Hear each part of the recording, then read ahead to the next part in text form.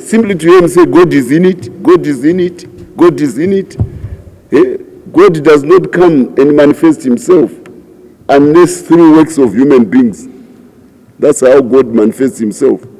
And the MDC, Triple C, has not done any works of good things to make God manifest himself in it. So God is in it is not a substitute for hard work done. Tikaita sei pagedha hapana munhu rwendo runondomwisa negotsi imi pasirai kwandiri chete mutani.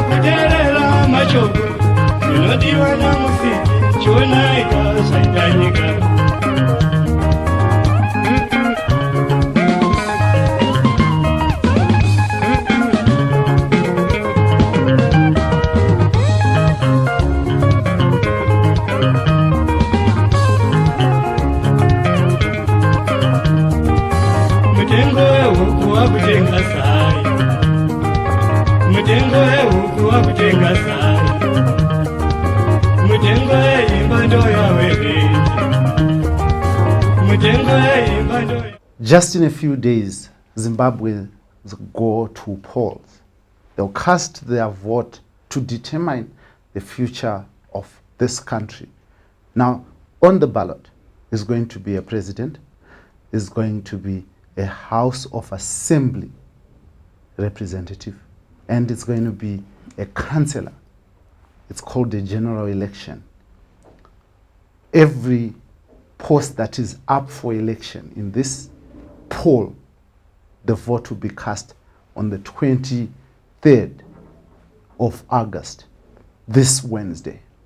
And just before we go to this election, we're going to bring you our last interview with presidential candidates. We have gone out to get you the views of presidential candidates, their policies, and why they deserve your vote, if you think they do deserve that vote. Now, this is the Free Talk in proud partnership with the Frederick Newman Foundation for Freedom, and as usual with me, your boy, Dara. Now, we are for diversity of views. Join me after this break as we get into the interview.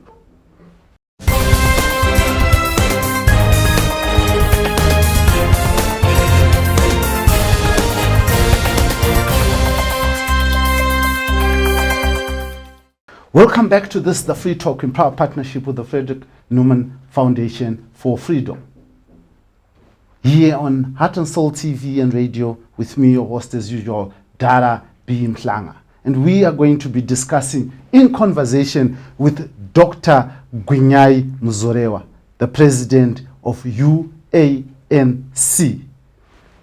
He is looking for your vote. And we are going to understand why he deserves it if he does. Now, welcome and thank you for joining me, President. Thank you very much, Mr. Mkanga. Welcome, President, and thank you very much for joining us here on this, the Free Talk. Now, President, I've been looking at your bio and I've noted that you are an author, a politician, an academic, and now you are running for president. Now, let's just as brief introduction, let's talk about this person called Dr. Mzorewa. What do you want me to say? Tell us about you. Okay. Ogunyai Mzorewa is my name. And I have not been interested in politics for the longest time growing up, but with the time, it dawned on me that politics is not a dirty game. Politics is the art of governing. And we prefer people who have integrity, people who have wisdom, people who care for people. Those are the ideal type of people for presidents. And when I looked at myself, I convinced myself that I am the one. I was born and raised in a rural area, grew up on a farm in Wedza, and went to school in this country. But because of problems of education, institutions, and so on, there was only one university in Zimbabwe. So I went to the United States. I didn't know that that was a blessing in disguise. That's why I did my bachelor's degree, master's, and PhD. In doing all that, my heart was committed to the liberation of my people. So I have started to work very hard to develop concepts that I know will bring a difference to this country. So I love this country, but I like to make certain changes that are necessary for this country to be what it should be. By the way, I was involved in the liberation struggle, and the promise then, the hope then was that we will have a free country, we will have a rich country, we will live a good life. Some of those things are not happening. I have to tell you, some things are happening, like we have a university on every province in this country. That's good. Back then, we had only one university, the University of Zimbabwe. So some good things have happened, but definitely there's room for great improvement. And those are the things that, as president, I know I'm going to make a difference. As president, I'm going to make sure that our MPs, our councillors, will live up to the standards that will take our country where it should be. So I'm in this not for fun, I'm in this not for money, I'm this in order to change the situation in this country. I'm in this because I care for the people of Zimbabwe. I'm in this because I know I can deliver. Now, President, you said that you looked at yourself and then you decided that you are the right person with integrity. What if other people look at you and don't see the same? How did you test yourself so that you believe that what you see in yourself, other people can actually see in you? That's a good question. When I say I look at myself, that means I reflected on it. Reflection is not something that you get from other people. You get it's within you. Heart and soul is a very good term. You look at yourself, you talk to your soul, and your soul tells you what you can do. If I was not committed to making a difference here, I would be out of here. But I am committed. In order to do that, that has to come from within. So if other people don't see that I am the right candidate, that's why there are elections. There are elections to give people an opportunity to choose the person who they think is suitable. What I know is that people are going to see that I am the man to lead the country now. By the way, not to rule, but to lead the country now, because there have been people around here, 43 years. There have been people trying to lead the country or to rule the country. There have been people here for 20 years trying to rule the country, and that has not worked. I know it has not worked because we have this employment crisis. A lot of people, you finish a degree at the University of Zimbabwe or wherever you go to school, and the next thing is you cannot find a job in this country. So that's just a simple example of things that I know. that these people who have been in this game for 20 years or for 43 years, they cannot be serious about the situation, because employment is a basic thing. For us all to get something to eat, you gotta have a job. And so these are some things that I'm bringing to the people of Zimbabwe. I repeat, I'm not in this thing to make money. I've already made my money. I was a professor in the university, in the United States. I made good money. I had a good position. Everything was in place. But my heart said, that's where I looked at myself. My heart says, what good is it to live so well with my family when the rest of Zimbabwe, when most of people in Zimbabwe are suffering? Because I'm a man of God, called by God to serve humanity, I felt compelled to come back. As Dr. King would say, to come down to the valley and help somebody. That's why I'm here. But in Zimbabwe, people in Zimbabwe don't have a really good chemistry with professors in this country. Politically, those who have been in politics, they have brought a lot of controversy. And you're a professor. President, what makes you think you're not going to be controversial and even worse than other professors if you are elected president? Well, you mentioned that a lot of professors tend to be controversial. That's their job. But this one is a theologian who is a professor. By being a theologian, it tells you I'm committed. First of all, I answer to God. Then I answer to God's people. And so I'm not just your ordinary professor who just pontificates. I'm not that type. I'm not a professor who's going to be playing with words. I'm a professor who is a man called by God. That's why I'm a clergyman also. And by the way, I'm the only one on the ballot who is a clergy. That is something new for the people of Zimbabwe. They should really give a chance. This man who claims to be the man of God, called to serve humanity, give him a chance to deliver what he believes God is sending him to do. Now, Nelson Chamisa is also seen as a pastor and a man of clergy, and this has created some controversy around him being a man of who he also says, I answer to God first. But when you're elected president, you must answer to the people first. Now, don't you think that there has a problem there? I'm not going to say anything about another candidate, but I'm going to speak for myself.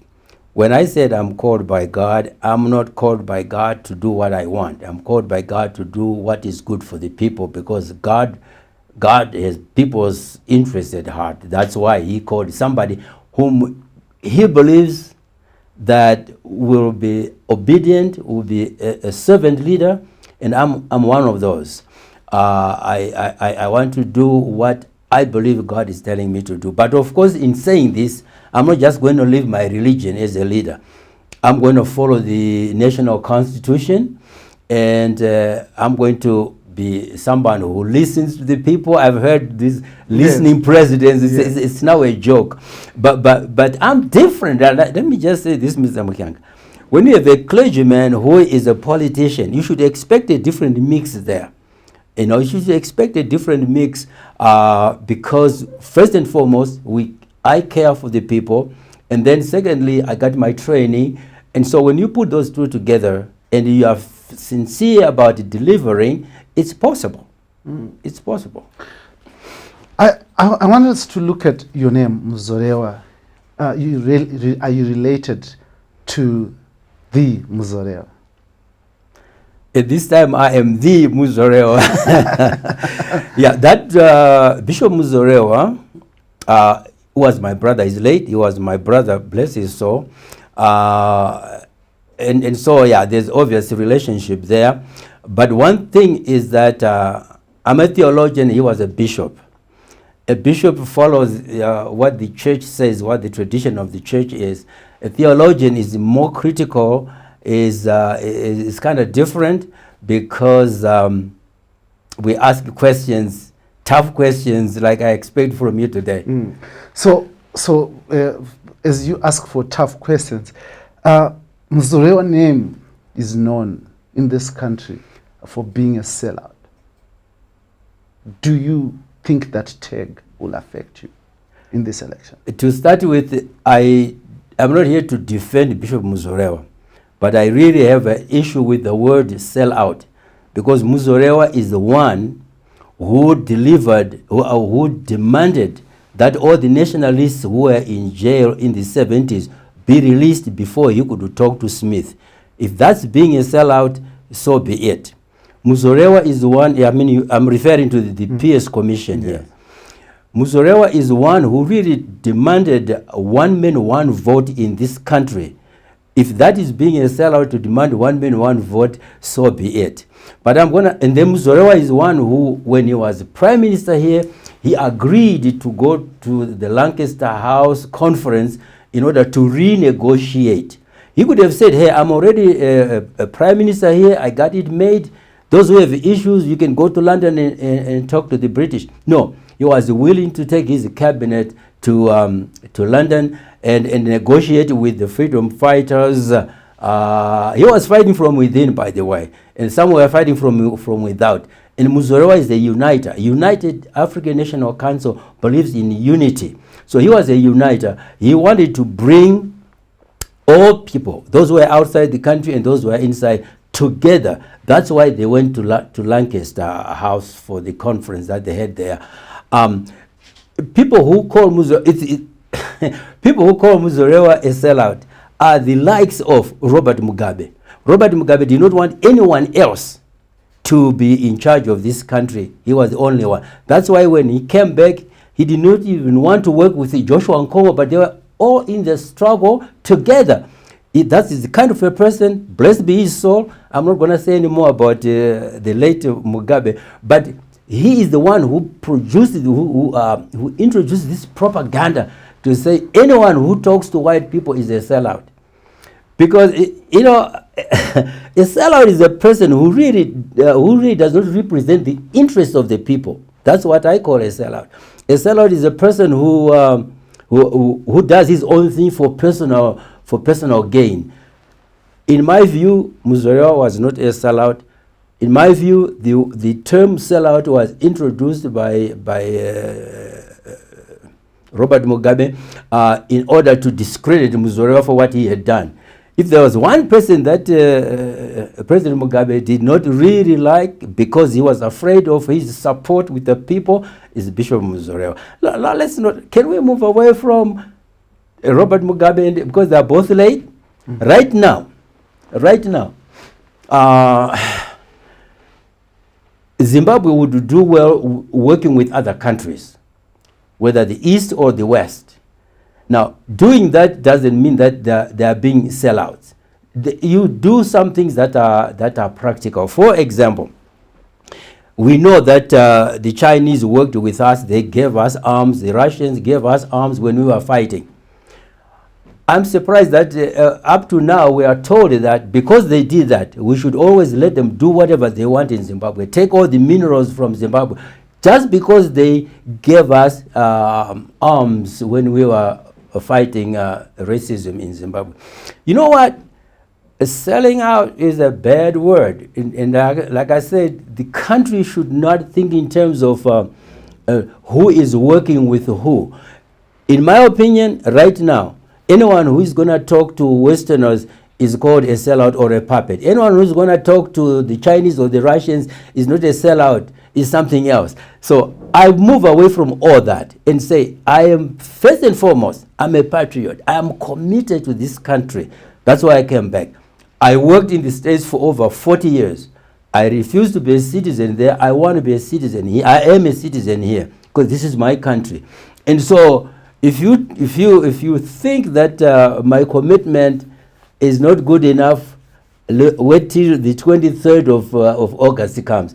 People are going to vote for me because they know that this man loves this country. This man cares about us. This man is ready to make real change. I've said this before. I don't know why people act as opposition for 20 years and not bring any change. That baffles me, that people can be in this country, can be in the opposition, can be in government, even a GNU for 20 years, but no substantial change. Now, those people really have no business doing anything anymore. They should just follow us, not lead. They should not try to lead, just follow us. And also, people... Can you be specific when you say people who have been in opposition for 20 years Yeah. and have not brought? Can you give us names and specifics so that people understand? I generally don't want to decampaign anybody. You're an but, academic professor. So academic supposed to have evidence, supposed to have reference. So we want to put it to test. Yeah, you're asking for it. And I'll give it to you. When the MDC was in conjunction with the ZANU-PF from 2009 to 2013, that they called it the GNU. And the late Dr. Tsvangirai was the prime minister. That means the head of government. I don't know of any single reform, electoral reform, that the GNU made. Nothing. If there's one, let me know. I know one thing happened. He sure did get a house. But we're talking of political electoral reforms that the party was supposed to be about. So that's what I mean by when people are stay in government for so long with opportunities to make a difference and they don't make a difference, I think it's time to quit. So for me, this is the first time to run for this position, and it will be the last time to run for this position, because once I get it, I'm going to set the country straight, the economy straight, and the morals of this country straight, the relations of this country straight, because I believe in reconciliation. There should be reconciliation in this country. There should be no polarization. There should be no regionalism or tribalism. Again, as a man of God, I believe Zimbabwe is one, and we should be united.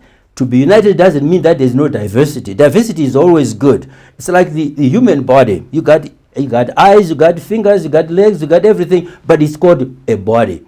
We can work like that as a country. This is what is missing. This is the kind of leadership this country needs. Someone who can unite the people in spite of their diversity or whatever, and so on. Unite the people because it's one country. When we fought for this country, we fought for our Zimbabwe. President, you talk about a polarized nation, a divided people. Yes. Who is at the center, in your view? What or who is at the center of this division, and how can it be solved? I think the current politicians are causing the division because... Let's talk names here. Well, listen, in 2018, we had elections, and there were over 2 million people supporting the MDC, over 2 million people supporting ZANU-PF. That tells you that the nation is divided. Why didn't they agree to work together? Because one has 50% of the population, another 50. Why didn't it dawn on them that, listen, something needs to be fixed here in order for both parties to get together, in order for both sides to get together? Because everybody wants, not everybody, the 50% that took exception to the other 50%, I think it was looking for something. Why didn't the leadership agree to some kind of unity that would build the country? So they tried it in 2018. They tried it in 2009. Didn't really work, did it? As you just said, it did not work precisely because people were interested in self-aggrandizement. If they were interested in the wealth, in the health and the wealth of the nation, it would have worked. It would have worked. What should be done to solve this? Like if we make you president? Yes, that is the. I hate to say this, but it seems to me that would be a very good solution, because the UANC believes in inclusiveness. We don't think that one person is tailored to make a whole difference in the country. I believe in inclusiveness, and so all these people who have brilliant ideas to be presidents should be able to work together for the common good of the nation. And so we have Pollard, don't we? Pollard is a joke. I'm sorry to say that Pollard is a joke because they didn't have any manifesto together. Each one of the members of Poland had their own manifesto. The ruling party had its own manifesto. How could we have all those manifestos running the country? That's why I call it a joke. So, however, I suppose some people in Poland did share some ideas with the president, but the president was answering to their manifesto, to his manifesto, and so he did not need to listen to these people. After all these people had failed, he had lost, and he had won. So I said to myself, no, let the men who won run the show. The rest of us can support, can stay back and wait for an opportunity for people to choose us. So at this point, you tell me what Poland was able to accomplish. Right now, Poland members have formed a coalition, an alliance, trying to compete against the sitting government. What is that? Why didn't they just get swallowed up with the system? Or why didn't they do this before they joined Poland? They would have formed a useful party. So because they are now kind of forming a party to contest, to fight against the sitting government, I say there's something fishy there. Something is fishy there. Okay? Yeah. So because all these people who are in Poland have since received the farms and the trucks and packages like that, so they are now sufficiently greased to form an opposition which is not real. The only party that really has integrity now, in my opinion, Mr. Mukanga, is the UANC. Has always stood firm for serving the people, stood firm for for democracy, stood firm for constitutionalism. The UANC is the party that's going to make a difference in this country. Because we've tried all this. They've not worked. No one has tried UZA? Well, I'm talking about, UZA is coming up. That's fine.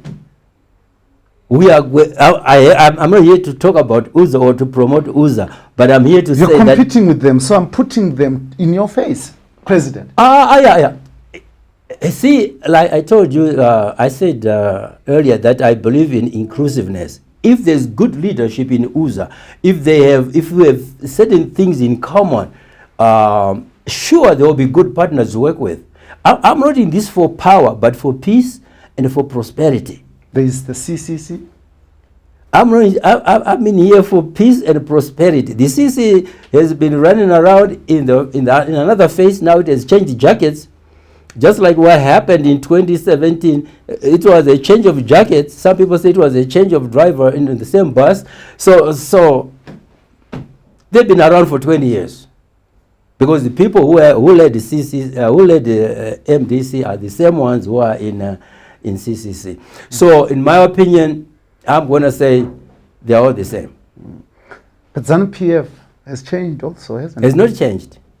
President Emerson Mnangagwa was not president. He was the vice president, and the vice president answers to the president. So they worked together for all these years together. Now, of course, he talks of the second Republic. He calls it a second republic. Where's the first one? They are the same. It's ZANU-PF. It doesn't say ZANU-PF 1, ZANU-PF 2. It's ZANU-PF. It's self-explanatory. The name is the same. If the label is the same, you can expect the content to be the same, I think. President Emerson Mnangagwa and his government have said that they are changing this country into a world-class economy, and chiefly propelled by mining, which they say is going to be a $2 billion economy, and agriculture, which they say is being revolutionized using Pfumvudza or timber ugute, in other words, that has been there. Now, you want to remove a man who has this vision from power and really replace him with you. Why? First of all, let me say something about Pfumvudza. He mentioned it the other day, and I laughed my lungs out. Pfumvudza, according to him, he says you have so many lines, 7 lines, and then you have 52 lines, and you multiply that, you get, he says every day you get a meal. Listen, Zimbabweans are not just after eating. We're supposed to get rich.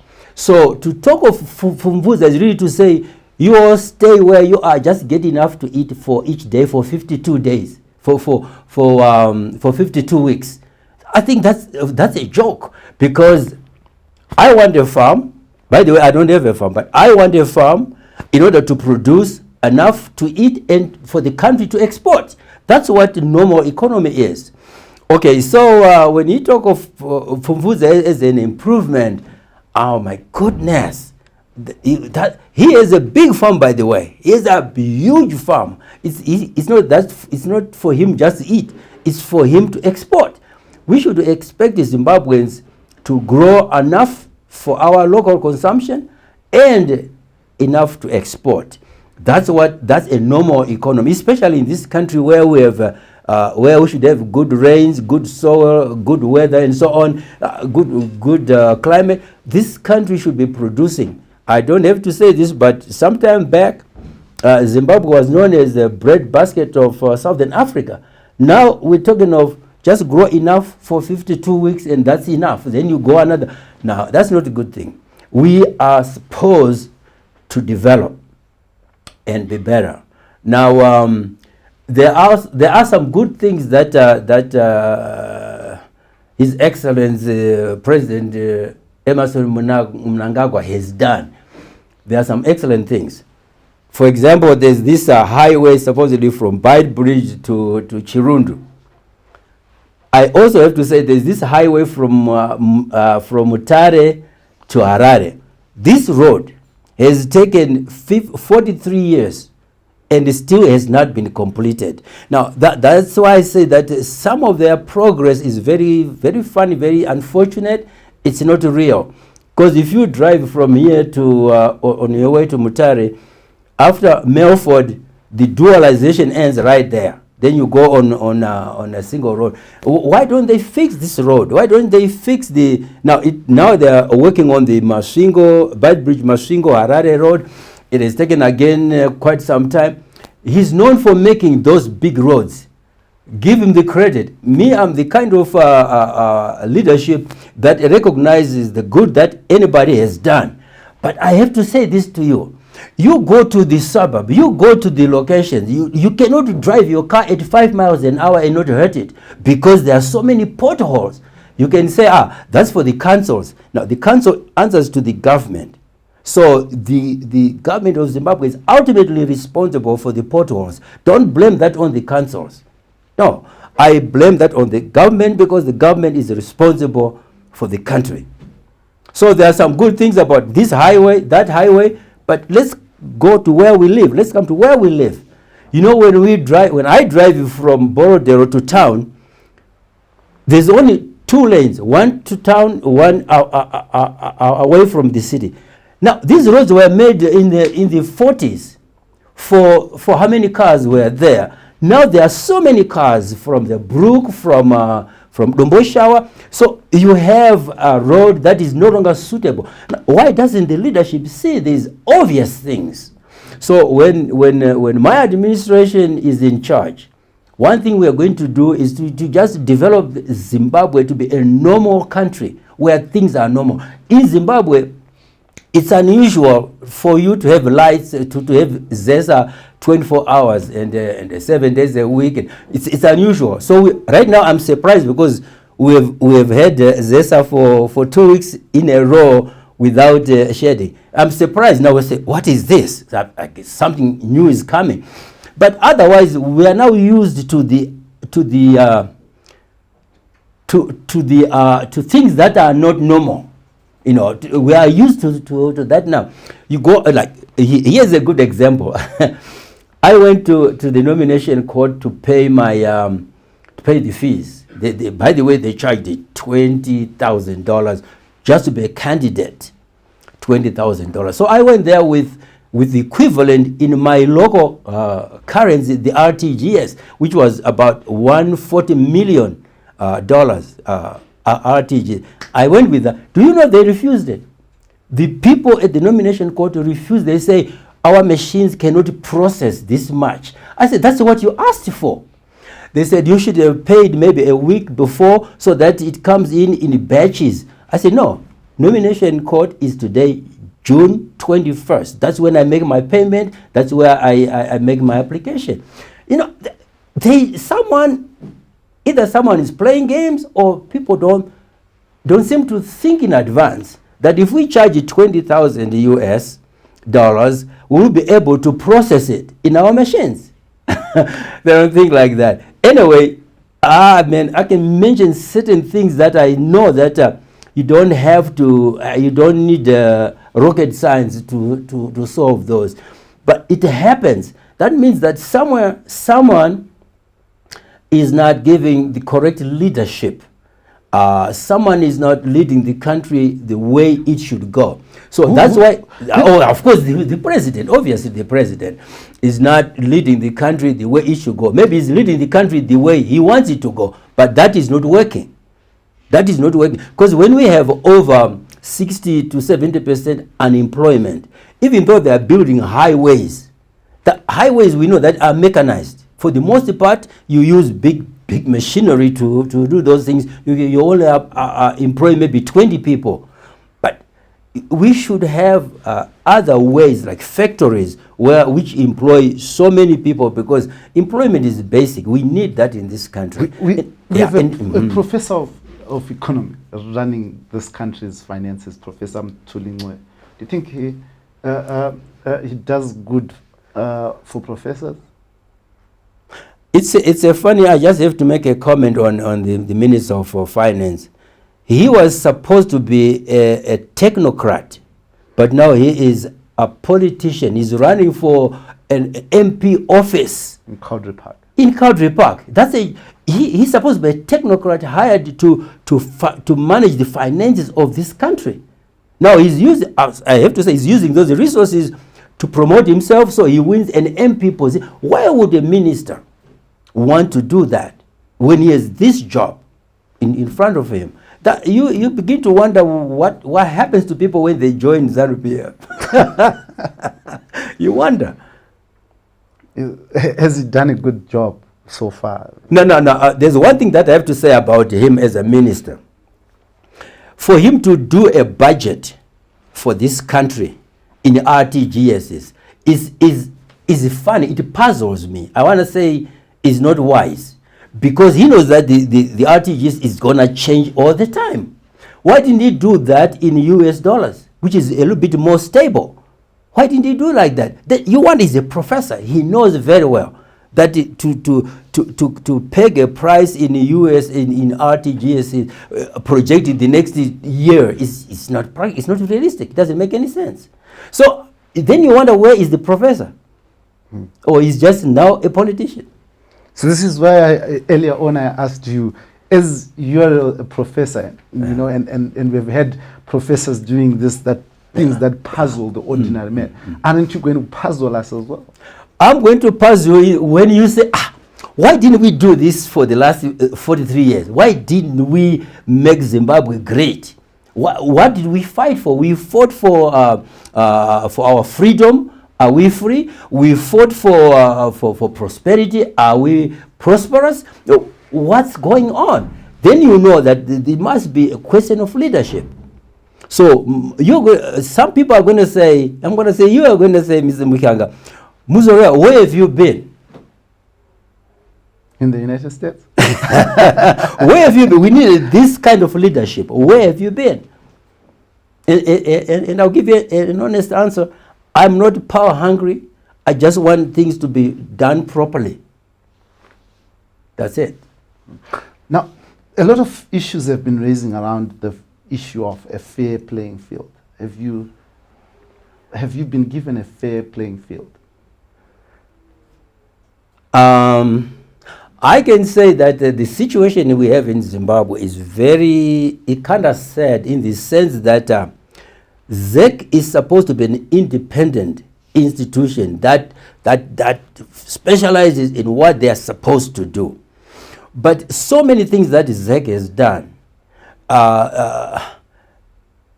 causes us to think that they seem to be partial. They seem to be partial. They seem to do certain things to please the ruling party. And that's unfortunate. I'll give you an example. when someone said that $20,000 for candidates' fees is too much, that issue was referred to Parliament. But you know what? ZEC had no issue with that. They didn't take a position either as an independent thing. They just let it go. And the Parliament, for your information, because the majority of Parliament members are ZANU-PF, 2/3 of them are ZANU-PF, of course they do whatever the leader tells them. That's why they did not change from $20,000 to $1,000, which we used to pay. But I'm saying all this to say that the playing field, this country, to talk of playing field is a joke, because even though in the public, the president, who is also the leader of ZANU-PF, says that we are a peaceful people, we want peaceful elections. When he says that, we hear that, and as a candidate, I appreciate that. But when we turn around and hear the violence that goes on at other levels, at the lower levels, and nothing is done about it, then you begin to wonder, is the judiciary free? The judiciary in this country seems to be captured, because all the judgments that they make seem, a lot of people remain wondering, is this the fairest way? So I wish this election would be more fair, because we really need to prove even to the outside world that we are a sovereign state. We can take care of our own business. This idea of having observers come to really monitor what we are going to do make me feel very little. Say, why do we have to have outsiders come and monitor our activities, our normal activities? It's because either some of us say we cannot, without you outsiders, we cannot handle our affairs. I refuse that. I think that Zimbabwe, as a sovereign state, we can take care of our business, our economy, our politics, our social life. We can take care of those. Well, you never hear people going to observe what the British do when they have their elections. You never had people going to Germany. If you go there, you're going to enjoy yourself, but not to actually monitor, is this fair or not fair? That is a sad situation, which in my administration will stop. And let me say this, in my administration, I'm not going to expect outsiders to come and monitor.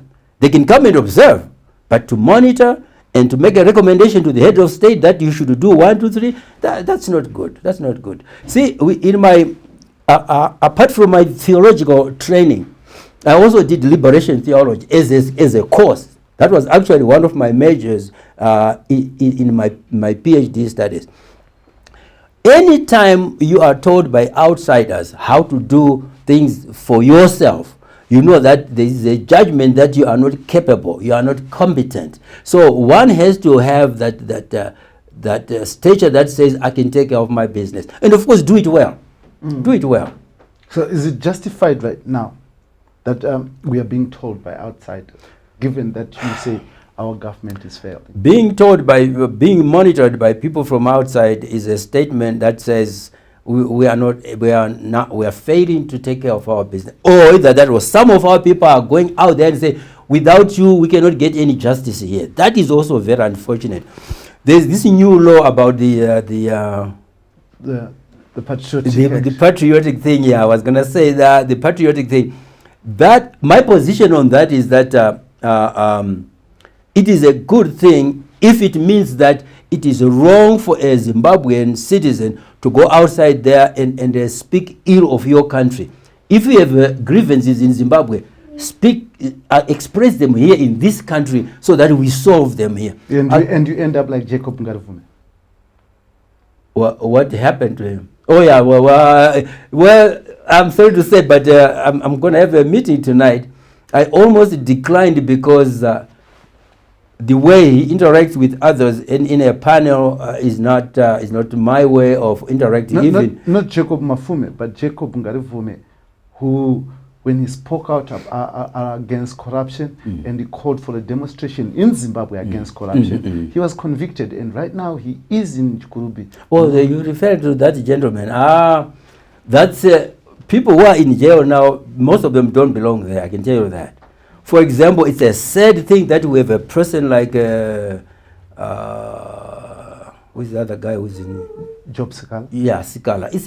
For me, it is a shameful thing, Mr. Mukanga, that a man would be a Zimbabwean trained lawyer, would be thrown in jail and refused bail for over 1 year for trying to defend a case. What about murderers? Where do murderers go?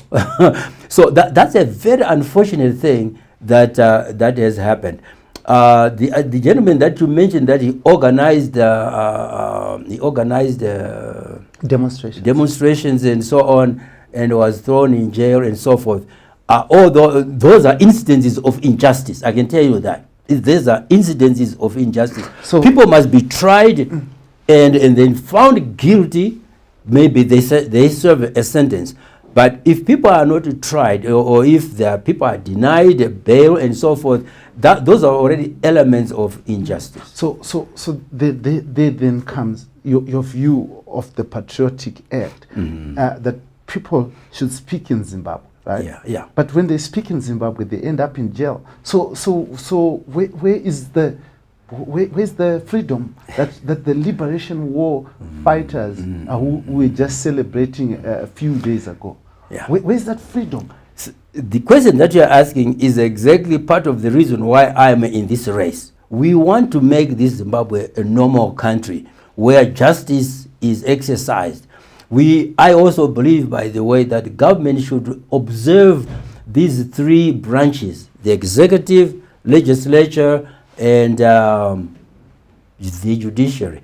If those are compromised, then across the board there can be no justice. There can be no justice. So is it then justified to stop people from speaking outside Zimbabwe when you also when you also don't allow them to speak within Zimbabwe? In Shona, we talk of putting your laundry in the public. There are certain things that we have to discuss in this country, settle in this country.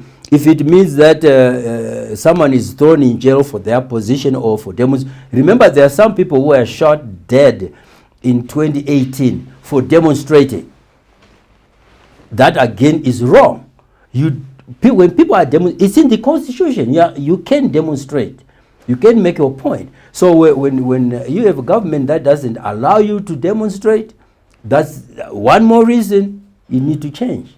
So Douglas Mzorewa pulled out of the race, alleging that this election is unfree and unfair and should not be contested. And you are also saying that ZEC has acted as a political commissar for ZANU-PF. Why are you still in this race when you are fighting two ZANU-PFs? The ZANU-PF, who is a presidential candidate, President Emmerson Mnangagwa, and according to you also, the ZANU-PF that is run by Justice Priscilla Chigumba, who is supposed to be independent.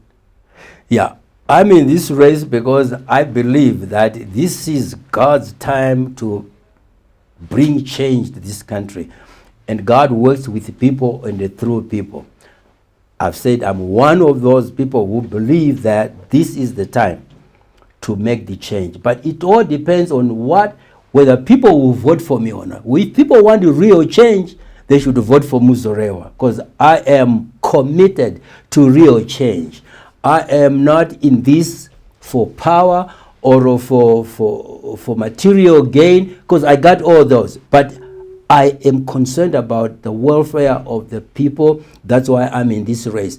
I cannot sit back and say, well, the situation here is hopeless. I cannot do that. I want to be the agent of change. I want to be the one in the forefront in efforts to bring change to this country. There's a saying that says that all you want for evil to prevail is for you to be silent, something like that. So I'm not one who sits back and say, this is a helpless situation. No, I will be in there. I'll be in the race. By the way, I'm in this race not to try. I'm in this race to win. But I need your vote, you guys. I need your vote, Zimbabwe, because you've never seen my face. I've never campaigned for this office, but now I have come. So you may have life and have it abundantly. Not my power, but God's power. But how are you convincing people to vote for you? Because we have never seen your campaigns, your rallies and stuff. How are you waiting for a miracle, President? No. For your information, since 2017, when I became president for this party, we've been doing what we call in Shona moto emundowe. We campaign incognito because people are afraid. There are a lot of people, including war vets, who belong to our party, but they told me categorically, President, we can never go on top of a hill and announce that we are now UANC. We'll be in trouble. So we will vote for you. Don't worry. We'll vote for you. War vets are saying that many people who are employed in government offices know that if they display their commitment to the UANC, they may lose their job. That's the kind of patronage that we have in this country. And so, I'm confident, because, by the way, I have my cabinet lined up already, and these people, we don't want to expose them before time, because we have a government that would go after them, that would put them in trouble. So we have a... But why would you want to have people who are afraid to stand up, and be counted? Like you just said, for evil to prevail, only good men should do nothing. Yeah. And these are good men who are hiding behind a curtain, waiting for you to expose yourself and be beaten and deny you. Why would you put those people in your cabinet? Well, you know what? The only person who was crucified is Jesus, but he had disciples.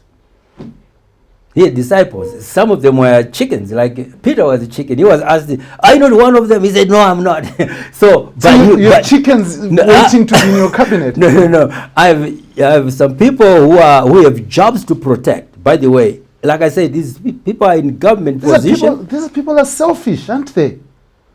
I don't know what to call them, but I know what, because they're protecting their jobs. Yeah, I cannot blame them for protecting their jobs, because they're working in a situation, in an environment that calls for that. The Bible says, "Be as wise as a serpent, but as harmless as a dove."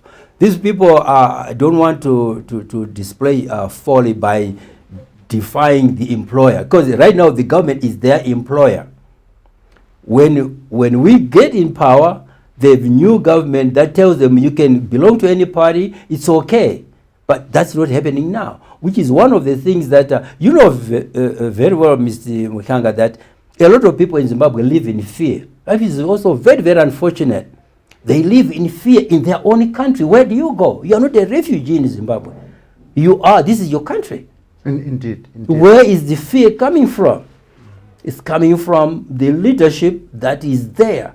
And so that's why one more reason for change. And August 23 is giving us an opportunity to move from administration, from government that makes you fear for your life all your life, to a government that tells you you are a free Zimbabwean, enjoy yourself, be productive, be creative, and be innovative. You can say any new ideas. There's freedom. There will be freedom of speech, truly. On that note, I want to say that I think things are getting a little bit better, because you are allowed to have a station like this. There was a time when there was only one station, ZBC.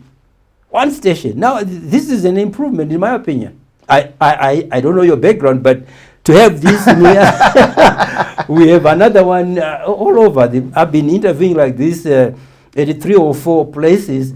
I think that's something good, although it should be better. Right now, I tell you that ZBC has interviewed me. I don't know if, they've done that, and so I think that's a good thing. So we are moving in the right direction, but the pace is scary. It's so slow that a tortoise will die on the way home. Fortunately, unfortunately, we applied for a full TV license, and it was denied, maybe because of our background of being fiercely independent and for looking for diversity of views. But through the media industry, somewhat there is some movement. I would agree with you there. You spoke about your cabinet, President. How huge or small do you want it to be? Right now, I think we have a bloated government. My administration would shrink that to no more than 15 ministries. I'll give you a simple example. Do you know we have 2 ministries of education, primary and tertiary? And the population of Zimbabwe, if we subtract the 4 million who are out of the country, is like 12 million. Why would we have 2 ministries of education for a population of 12 million? And those 12 million don't all go to school, by the way. Only maybe 3 million go to school. Why would we have 2 ministries? It's a waste of resources.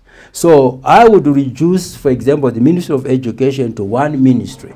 Give you an example. In the United States, there's 350 million people, but there's 1 secretary for education. 1. Why would Zimbabwe need 2 ministers with deputies and with divisions, with just duplicating everything, wasting money that we don't have? If we could use some of that money to pay the teachers well, that would be better. So that's one example where I'm going to reduce the bloated government to what I think is reasonable. Okay. That's just one. Just one. Yeah. Well, can you give us 2, 3? You want 2, 3? The Ministry of there are other ministries that may not have just 1 minister and a deputy, but they are so structured that it's like there are two ministries. Another very funny thing that I can say to you, I don't know what it says to you, but why would you have vice president of this country who is also a minister of health? What does that, where is that going? What does that mean? In a country where there's unemployment, why don't we give this Ministry of Health to somebody, so that at least somebody has a job? See, there are some funny things that you cannot explain, even on TV. maybe it's the way of cutting costs. Cutting costs, thank you. If that is cutting costs, I appreciate that. And I'll stop right there. It's not cutting costs. You know that there's something going on. I mean, listen, no, not cutting costs. Not cutting costs. It serves another purpose, which is not our platform right now. No, let's talk about it. This is election season. People want to know why they should vote for you and not for those in office. Yeah, I would not have a structure where the vice president is also a minister for another ministry. And if he's a vice president, if there's enough work for him as vice president, why should we have another load to carry? Double salaries where some people are having 0 salary. I would not do it like that. But as I said, I think there's some kind of a compromise going on there, which is purely political. Has nothing to do with our economic structure in this country or economic struggle in this country. My government will be cognizant of the fact that many people, a lot of people, are looking for work. A lot of graduates from our universities are looking for work, and we should be introducing and encouraging factories, various factories to emerge all over the country in order to provide employment. But to concentrate those 2 positions in 1 person would not be my idea. I can tell you that. But, if you were to sit down with President Emmerson Dambudzo Mnangagwa today, what would you tell him ahead of these elections? I mean, it's too short. They're already happening in the next few days. But what would you tell him that he should have done better to make this country a better place? If I had a chance to talk to the President, His Excellency, President Mnangagwa, I would say to him that maybe this country needs to just simply follow the Constitution, because the Constitution is a document put together by the nation to say, this is how we are going to live as Zimbabweans. If he just follows the constitution, most things will be in place. For example, I mentioned the three branches of government. If those were observed, Justice Department would stand on its own, the parliament, the parliament would do its job, and the executive would do its job. Just that, you see, it was the idea of the three branches of government, separation of powers, were created by the British in order to as checks and balances. It's a useful thing. When I become the president, that's one thing that I'll make sure is in existence, because it helps the government to have its work cut out and in a fair way. Because for example, the Justice Department should be able to put the president a task, and so forth. But right now, the way it is, it's not going to happen like that. So what I would advise the president is that following our constitution would solve most of his problems of running this country, and also not running the country but leading the country, because the economy has its own momentum. The economy should be led to do whatever it needs to do. If we have a free economy in this country, I think there'll be more jobs. But we don't have. There's somewhere the economy is controlled somewhere. When the administration controls the economy, you go wrong. If there's that understanding of the invisible hand, that's what we need. That's what I would rely on. Let the economy grow in any trajectory that it goes.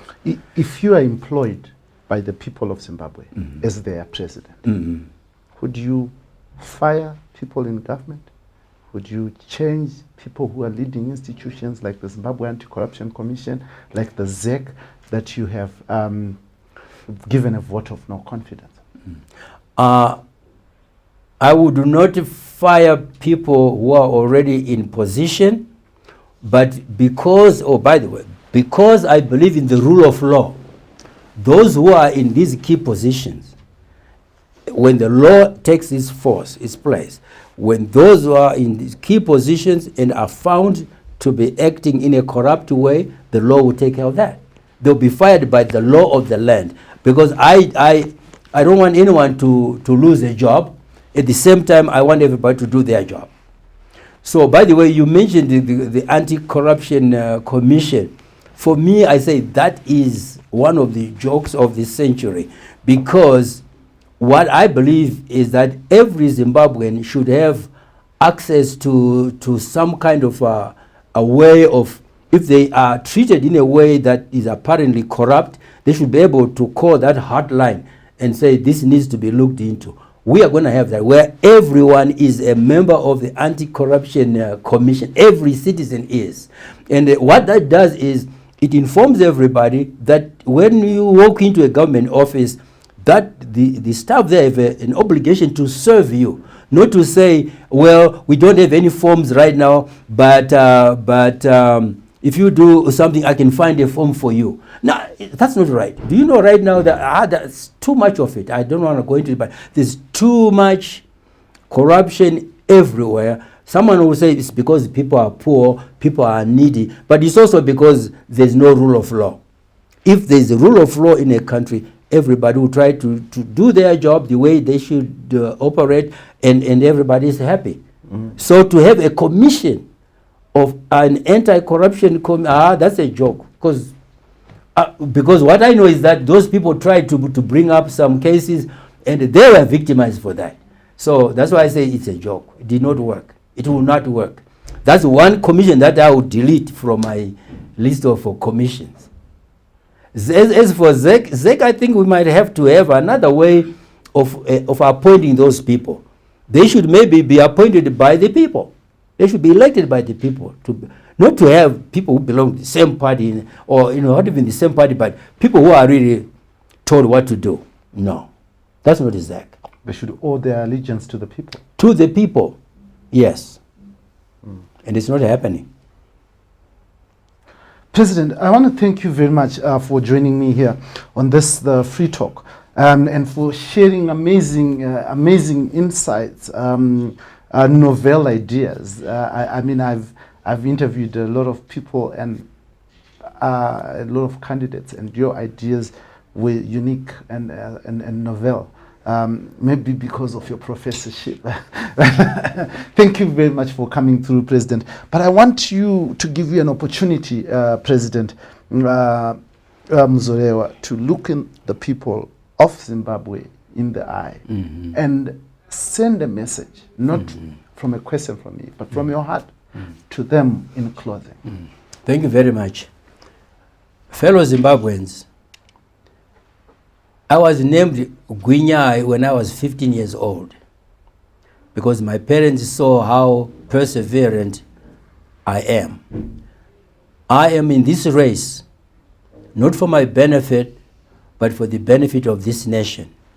And so I'm asking all of you, regardless of your party affiliation, to consider this election, this year, to be the most critical time when you say, let's just get a good leader, one who will lead this nation from unemployment, from poverty to prosperity.